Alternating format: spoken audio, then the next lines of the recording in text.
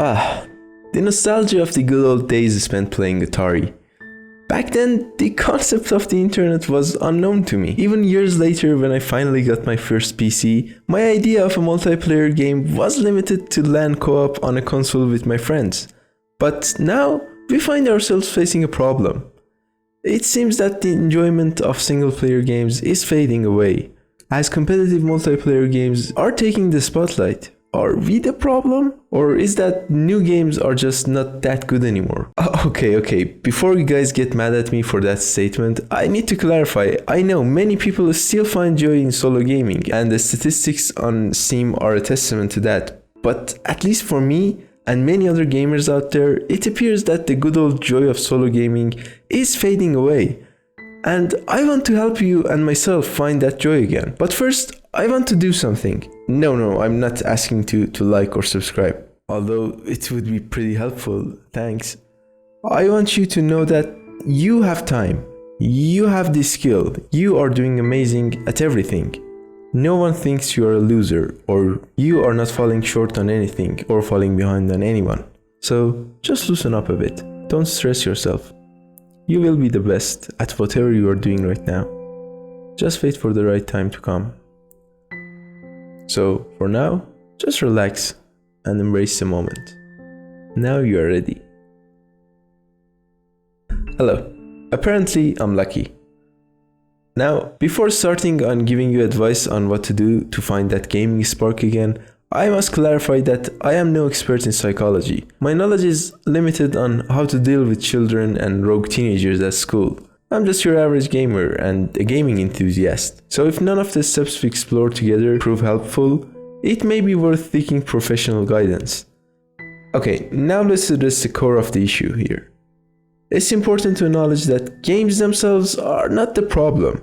In fact, they have evolved and improved significantly over the years. The gaming industry is teeming with incredible titles that suit various tastes and preferences. If you were to play every amazing game that aligns with your personal preference and actually enjoy them, it would undoubtedly surpass your lifespan. So let's set aside the blame game and stop pointing fingers at developers or companies. They are not the underlying problem here, and it's crucial to accept this fact. Blaming external factors only serves as a distraction from the real challenges we might be facing. It's time to take ownership and responsibility for our gaming experiences. I've always had a deep love for gaming, but when I decided to pursue my life dream and started my YouTube channel, something unexpected happened. I found myself unable to fully enjoy games, especially single-player ones that I couldn't create content from. It was frustrating. One particular experience stands out in my mind. I was playing Cyberpunk, a game I was genuinely enjoying. However, at the time, my Persian channel was focused on Apex, and I couldn't create content around Cyberpunk. The success of other creators covering the game made me question myself. Should I switch to a different game? Should I force content creation? Unfortunately, these thoughts turned my once enjoyable gaming sessions into a source of stress and pressure. I felt like I was falling behind everyone else, so I abandoned Cyberpunk, even though I was truly having a good time when I first started playing it. Later on, my Persian channel started doing kinda okay, and I came across a YouTuber's advice on this very issue. It made me realize that I needed to carve out time for the games I genuinely love and enjoy.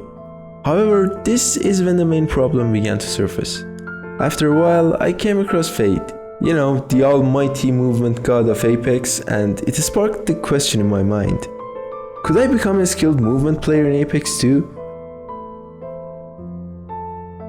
I believed that with enough practice and dedication, I could be at least a very good player too. So I devised a plan. While still creating content about various games on my channel, I dedicated my free time to playing Apex and improving my skills. In my mind, it was a solid strategy. If my YouTube channel didn't yield the expected results over the next year or two, I would shift my focus to creating content about my Apex movement expertise. However, that very thought triggered something within me. Every time I attempted to play a single-player game, especially those with intricate gameplay systems, a voice in my mind held me back. It questioned, why invest time in this game? Why learn these complex systems when I could be playing an online game and showcasing my skills to a wider audience? There's more content to explore and prove myself in multiplayer games, not a single player game. No one will see what I'm doing. This internal conflict became a significant problem, leading me to abandon countless single player games without ever completing them.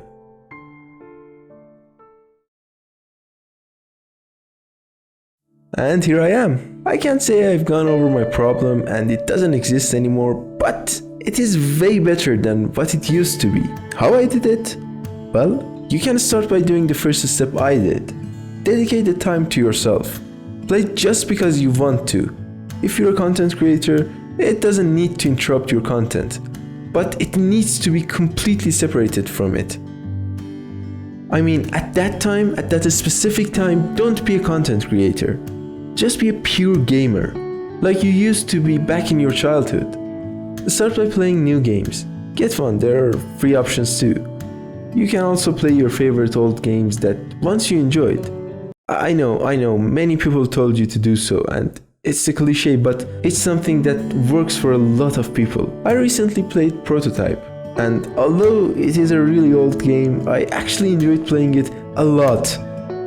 You can also create a challenge for yourself. This one is particularly a good one. No, I don't mean start speedrunning them or play them with blindfolds on, no. I mean find a challenge that is both relaxing and enjoyable for you. Like, create a certain base, or take a particular path in the game that you wouldn't usually take, or do a relaxing achievement that you thought you'd never do. Learn a particular system in game, like redstones in Minecraft. These challenges will not stress you out and make the game enjoyable. For some, doing that and enjoying the game is easy, but they struggle with coming back to the game after closing it the very next day. This is particularly a huge problem, since it is related to fear of missing out. See, while you can enjoy a game, you can't start dedicating to it, since you probably think that there are better options out there, trends that you don't want to miss out on. You want to stay up to date, or you just want to join your friends in a multiplayer game. Well, it's completely okay to want to play with your friends here and there, but please don't let that stop you from embracing the immersive joy of single-player games. Games should be enjoyed at their own pace. I was struggling with this one myself, and a friend suggested me something. He said, remove every game you have except the one you want to finish. Do not check any game-related social media. While this one might somehow work, it's not solving anything. You are just ignoring the core problem, and this is not healthy at all. Now, here's a better solution. Overcome the choice paralysis. The vast number of available games can sometimes lead to decision paralysis. You may struggle to choose which game to play next or feel overwhelmed by the options. To solve this, create a list of the games you want to play. Pick one based on your mood. You can even play them in a specific order that you want to, and that's totally okay. If a new game caught your attention, simply add it to your list, and you can play it in the right time. If your curiosity is just way above average, and you can't help yourself not playing new games, that's also okay. You don't need to hold back your emotions, you need to embrace them. For this one, you can set a specific time in day or a certain day and week. For example, you can call Sundays New Game Day or something like that, meaning that you can save the new games you want to experience for those days, and after that day or time of the day is over, you can turn back to your regular gaming pace and play the games you already enjoy.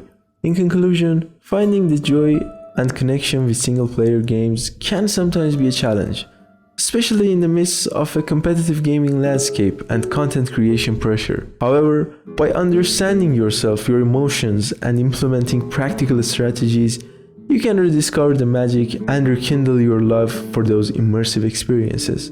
Remember, it's okay to take breaks, try new games, and explore different genres.